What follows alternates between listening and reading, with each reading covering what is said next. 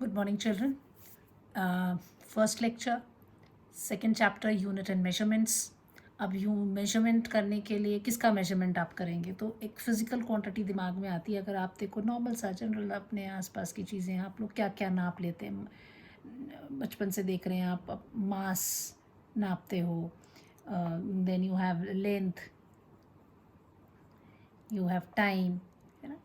अब जैसे मास को नापना है तो आप कई बोलते हुए केजी में है, ये मीटर्स में है, सेंटीमीटर्स में है, ये ग्राम्स में है, टाइम सेकंड्स में है, आवर्स में है।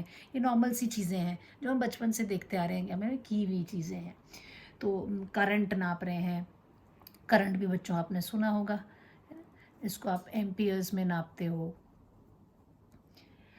और भी कई चीज़ें अभी आपको एडिशनल बताई जाएंगी इस चैप्टर में।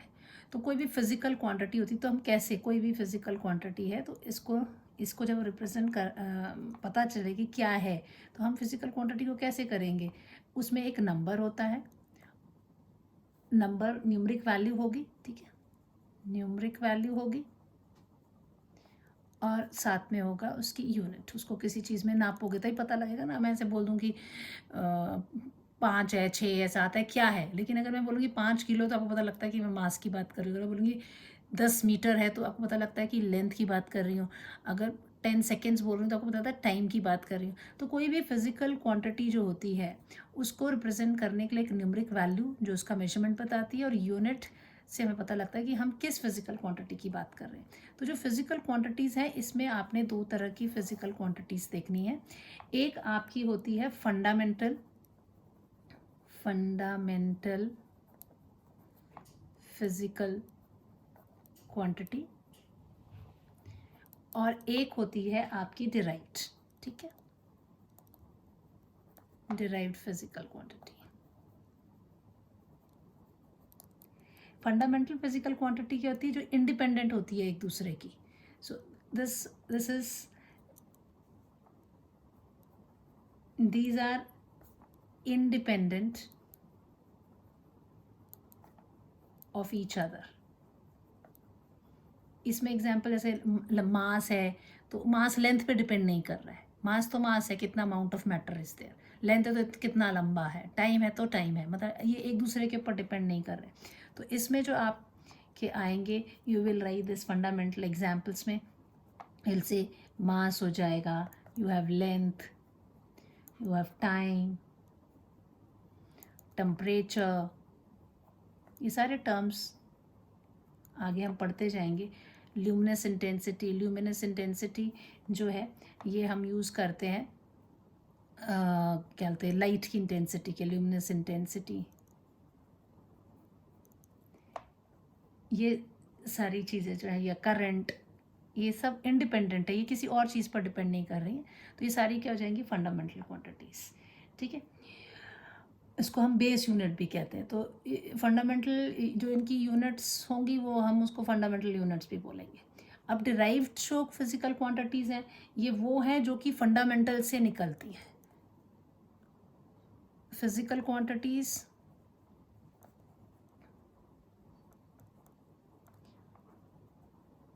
which are obtained from fundamental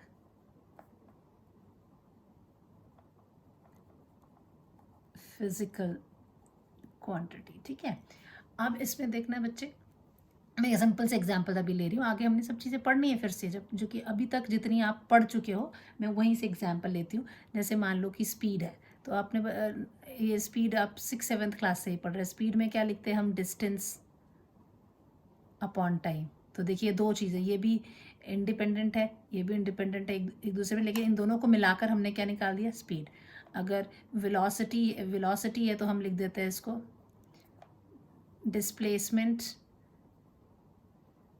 upon time. तो ये आपस में ये है डिस्टेंस, ये है टाइम।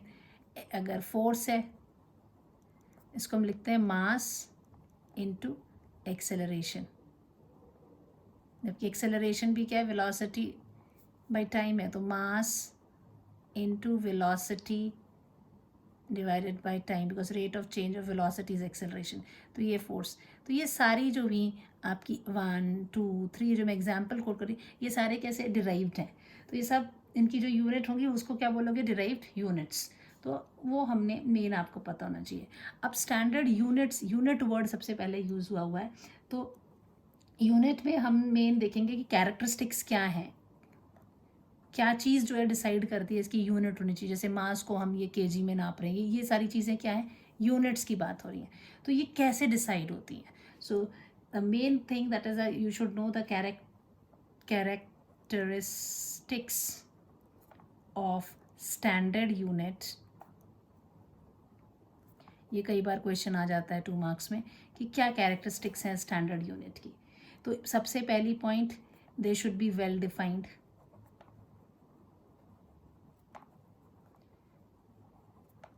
ऐसा नहीं है कि मैं यहाँ पर 1 मीटर को कुछ और बोल रही हूँ या केजी को मेरे हिसाब से मैंने ये उठा लिया, कहा कि ये ब्लॉक है, इसका मास जो है 1 केजी है, इंडिया में ये है, दूसरी जगह जाओगे वहाँ कोई और ब्लॉक उठा के लेंगे। नहीं, ओवरऑल वर्ल्ड एक ही डेफिनेशन होगी कि इतना वेट वजन जो है वो 1 केजी होगा या इतनी लंबाई जो है वो 1 मीटर होगी। तो दे शुड बी वेल डिफाइंड, ये वेल डिफाइंड होने चाहिए।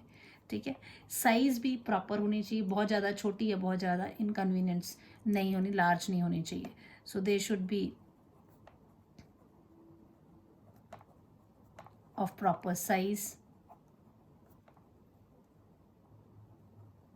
साइज उसकी प्रॉपर होनी चाहिए, इजीली एसेसिबल हो, आप उसको सभी लोगों को, अगर 1 किलो कुछ डिसाइड किया गया तो सभी के पास वो चीज़ इजीली पहुंच सके।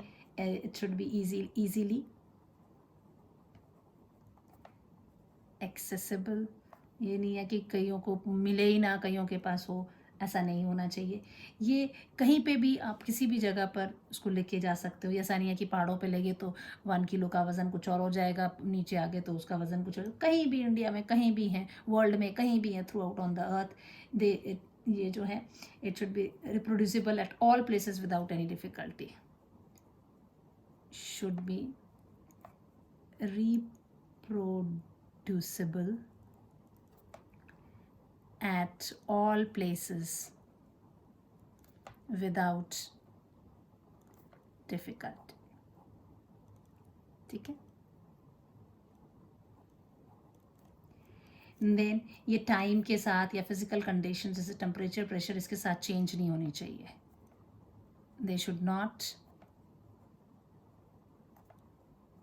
चेंज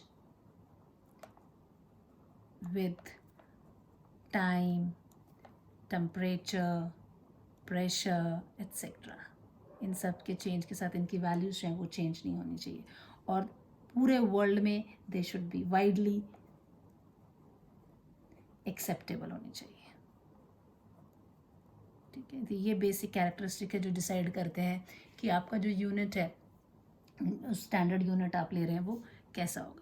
अब इसमें भी आपने जो है टेबल में फ्लो चार्ट की तरह ही बना के दिखा देती हूँ आपको कि जो सिस्टम ऑफ यूनिट्स है उसमें आपने क्या क्या चीज़ें करनी है, आपको पता होनी चाहिए। सिस्टम ऑफ यूनिट्स, इसमें जो है मेन आपका जो हम यूज़ करेंगे यहाँ पे, सबसे पहले आई टेक CGS।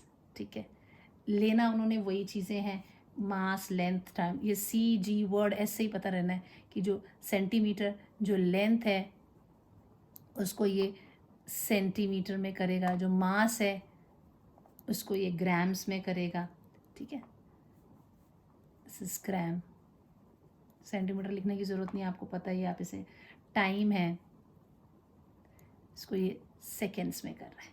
ठीक है, एस सिंबल रहेगा and you can write this is second. इसके बाद FPS सिस्टम भी है, जो हम ब्रिटिश सिस्टम है ये। FPS हम इसको नहीं यूज़ कर रहे हैं अभी, हम न्यूमेरिकल्स वगैरह हमारे जो होंगे वो SI सिस्टम में ही चल रहे होंगे, CGS, SI, MKS। FPS हम नहीं यूज़ करते, but still there been used. तो यहाँ पे जो FPS है तो इसको, इसमें क्या हो जाएगा, फुट, जो पहली चीज़ लेंथ है। मास जो है it will go for pond, pounds में होगा। ठीक है, एंड टाइम के लिए सेकेंड ही है। तो अगर आप बच्चे ध्यान से देखोगे तो ये इनके नाम में ही F for foot, P for pound, S for second हो जाएगा। Then the major comes is MKS। MKS। इसमें भी हम ये 3 चीज़ें ही ले रहे हैं। सो जो हमारी फंडामेंटल क्वांटिटीज़ है उन्हीं को, लेंथ को m से, ये आप इसको मीटर में ले लेंगे, m से रिप्रेजेंट करोगे, मास को आप kilogram, that means will be writing as kg, और टाइम आपका इधर पे भी सेकेंड रहेगा। इसके बाद आता है जो मेन हमारा, दैट इज SI सिस्टम। ठीक है, MKS सिस्टम ऑलरेडी इसके अंदर ही है, बस इसमें कुछ 7 फंडामेंटल और 2 सप्लीमेंट्री यूनिट्स होती हैं। इट्स अ इंटरनेशनल, इसका आपको पता होना चाहिए, इसको SI system is what, international system of unit है ये, इंटरनेशनल सिस्टम ऑफ यूनिट है। इसमें आपकी 7 मैंने बताया 7 क्या है, फंडामेंटल यूनिट्स हो जाएंगी, 3, 4, 5, 6, 7, ये fundamental,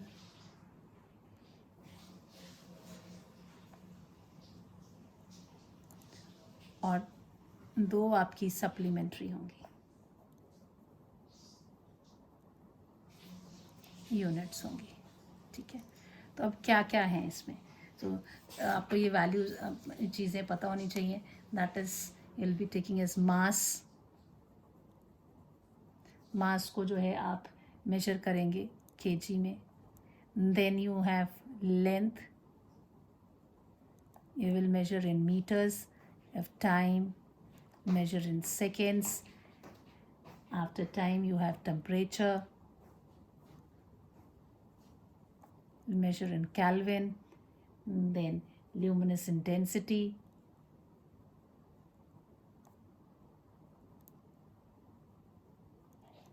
that will measure in candela, CD इसको बोलते हैं।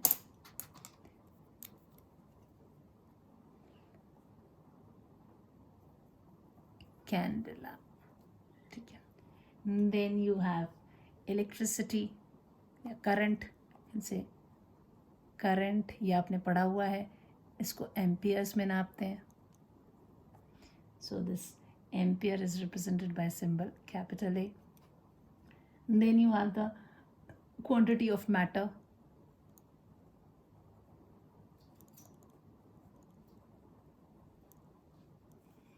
इसको आप मोल में नापते हो, जिसको सिंबल है MOL। ठीक है, इसका एम्पियर का है A। टेम्परेचर केल्विन है, सिंबल है K, बोलते क्या है केल्विन। ठीक है, so this is what we have. ये चीज़ें आपको याद रखनी। सप्लीमेंट्री में 2 आएंगी। फर्स्ट इसमें हो जाएगा आपका simple plain angle, which is given as a radian, RAD symbol है। सेकेंड आपका होगा सॉलिड एंगल, इसको स्टर्डियन SR से रिप्रेजेंट करते हैं। थोड़ा सा आइडिया मैं इसका भी दे दूंगी आपको। अब रेडियन है ये, दिस इज़, हमने पहले लेक्चर्स में ही पढ़ा है कि ये अगर ये आपका सर्कल है, ठीक है, इसमें ये एक आर्क है, ये इसका सेंटर है, जो आर्क हमने ली, आर इसका रेडियस है, ये आर्क जो हमने ली है ये इतनी लंबी लेते हैं कि रेडियस के बराबर है, तो ये जो एंगल सेंटर पे बनाएगी that is known as 1 radian. So this plane angle जो आपका है, plane angle that is theta is equal to arc upon radius. So you can write that theta is equal to L upon R radian. और पहले ही बता दिया मैंने radian क्या है। It's radian is the angle is said to be 1 radian if a arc of length equal to the radius, the angle which is made by an arc. ये जो 1 radian angle वो एंगल है जो कि किसके द्वारा बनाया गया, एक आर्क के द्वारा बनाया गया, जिसकी लंबाई कितनी है, रेडियस के बराबर है। Then you have the solid angle की बात करी है मैंने यहाँ पे, तो सॉलिड एंगल में कैसा है, यहाँ तो आपने सर्कल लिया है ना। सॉलिड एंगल की जब बात आ रही है तो आप जैसे मान लीजिए बॉल ले लेते हैं, बॉल है ना, स्फेरिकल चीज़ें ले लीजिए, स्फेरिकल और सॉलिड बॉडी, कोई भी कुछ, तो अगर उसमें से मान लो उसके सरफेस पे से अगर ये इस तरह से बॉल है, ये मान लीजिए ये बॉल है, ठीक है, तो इसमें से आप लेंथ नहीं ले सकते ना, यहाँ पे कोई एक एरिया लोगे, ठीक है, ये एरिया लेते हैं और इस एरिया को देखते हैं कि सेंटर पर जाके वो कितना एंगल बना रहा है, तो दिस इज़ सॉलिड एंगल, इसको डी ओमेगा से रिप्रेजेंट करते हैं, ठीक है। सो दिस, जैसे वहाँ थीटा से करते हैं प्लेन एंगल को, इसको सॉलिड एंगल को यहाँ इससे रिप्रेजेंट करेंगे, तो solid angle will be equal to what, solid angle हो जाएगा वो एंगल जो कौन सब्सटेंड कर रहा है, एक सरफेस सॉलिड, जो भी सॉलिड चीज़ है इसके ऊपर जो सरफेस है, some surface is area cut out from the surface, so area cut out from the surface of sphere, ठीक है, डिवाइडेड बाय आर स्क्वायर। तो अब सॉलिड एंगल को, solid angle is said to be one sterdian if the area cut out of the surface of sphere has an area equal to, किसके बराबर होगा, equal to the square of the radius of the sphere. अगर ये कोई area है जिस, इस area कितने के बराबर हो जाएगा, इस अगर आर है आर स्क्वायर के बराबर उसका एरिया, जैसे ये लेंथ थी, यहाँ हम बोलते थे the angle is said to be 1 radian, यहाँ मैं पहले पढ़ा चुकी हूँ, angle is said to be 1 radian, इसको 1 radian at the center of a circle by an arc of length equal to, किसके बराबर है, equal to radius of the circle, ये रेडियस के बराबर होगी, तो angle is said to be 1 radian, solid angle is said to be 1 sterdian if the area cut out of the surface of sphere has an area equal to the square of the 1 sterdian at the center of the sphere, ठीक है, उसको हम बोलेंगे that is equal to this thing. This is clear to you now. इसमें आप कुछ चीज़ें हैं जो टर्म्स आपको याद रखनी है, थोड़ी सी फिजिक्स इस पर एवरी पावर्स ऑफ 10 की जो आपको न्यूमेरिकल्स में यूज़ होंगी, सिंपल सी जो चीज़ें हैं वो मैं आपको बता देती हूँ जो ज़्यादातर हम यूज़ करेंगे। जैसे अगर वर्ड यूज़ हुआ है micro, so if it is micro word is there, mu is the symbol, it is 10 raised to the power minus 6. If it is milli word used where, then it is written by small m 10 raised to the power minus 3. If it is centi, then it is given by the symbol c, it is 10 raised to the power minus 2. If it is decimeter की बात करते हैं, it is given as by small d 10 raised to the power minus 1. Now इसमें कुछ चीज़ें जैसे kilo बोला है, then it will be k 10 raised to the power 3, mega 10 raised to the power 6. ये मैं सिर्फ वही वैल्यूज़ ले रही हूँ जो हम यूजुअली यूज़ करेंगे। If it is गीगा,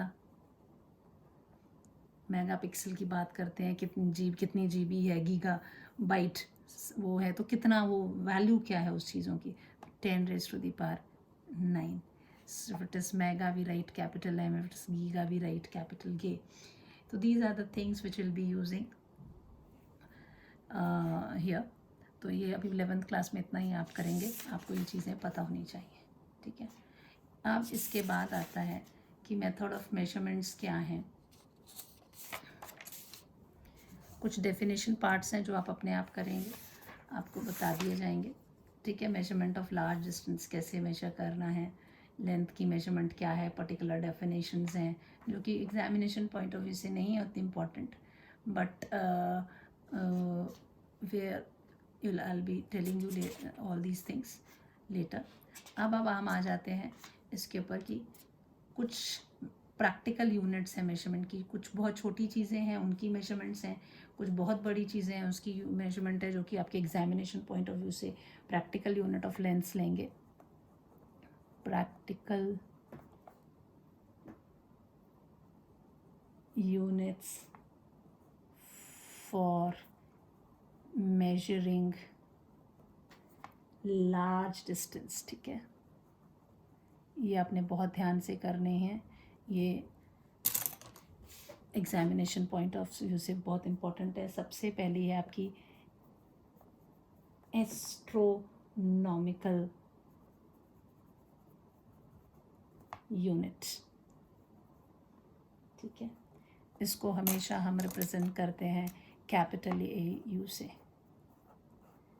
ये सिंबल आप करेंगे, ये एवरेज डिस्टेंस होता है अर्थ और प्लैनेट से। एक्चुअली हम क्या बोलते हैं, this is the elliptical orbit in which earth revolves around the sun, and इसमें दो फोकस है, टू ऑफ द फोकाई, एक पे सन होगा, ये अर्थ है।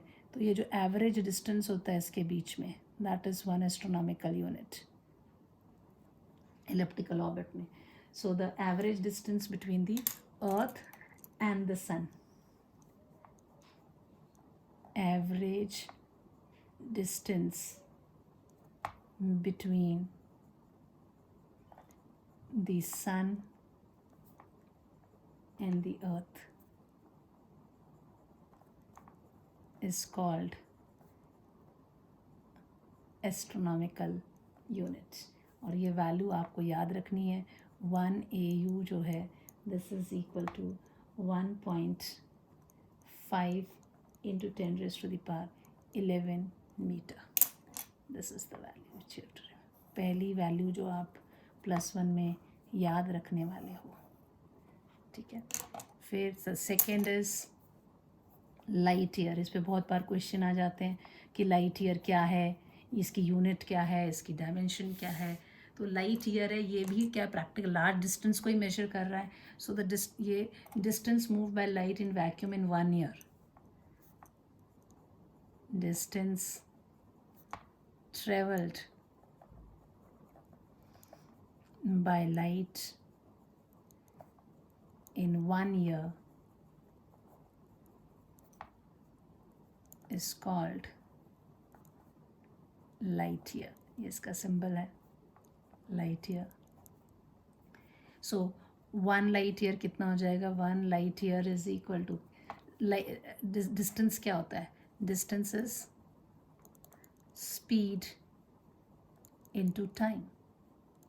तो 1 लाइट ईयर डिस्टेंस है, 1 लाइट ईयर इज डिस्टेंस किसके द्वारा ट्रेवल की है, distance travelled by light in 1 year, है ना। तो डिस्टेंस कितना ट्रेवल कर, this distance will be what, speed of light, और कितने टाइम, 1 ईयर की बात करा तो 1 ईयर। अब ये जो है ईयर कहीं पे भी हमने सिस्टम्स में नहीं पढ़ा, कहीं पे यहाँ है टाइम, देखो मैंने ये बनाया था आपका, अच्छा इसके बैक साइड में this is what we have, कहीं पे लिखा मैंने टाइम के लिए 1 year, everywhere it is written seconds, जबकि इसमें क्या बोल रहे हैं 1 ईयर। तो आपको इसको कन्वर्ट करना पड़ेगा सेकेंड्स में। स्पीड ऑफ लाइट सबको पता है 3 into 10 raised to the power 8 metre पर सेकेंड होती है। अब 1 ईयर में कितने डेज़ हैं, 365 डेज़ हैं। कितने घंटे हैं, 24 आवर्स हैं। 24 आवर्स में कितने मिनट है, 60 मिनट हैं। कितने सेकेंड्स हैं, अब ये 1 ईयर पूरी तरह से सेकेंड्स में जो है वो कन्वर्ट हो गया।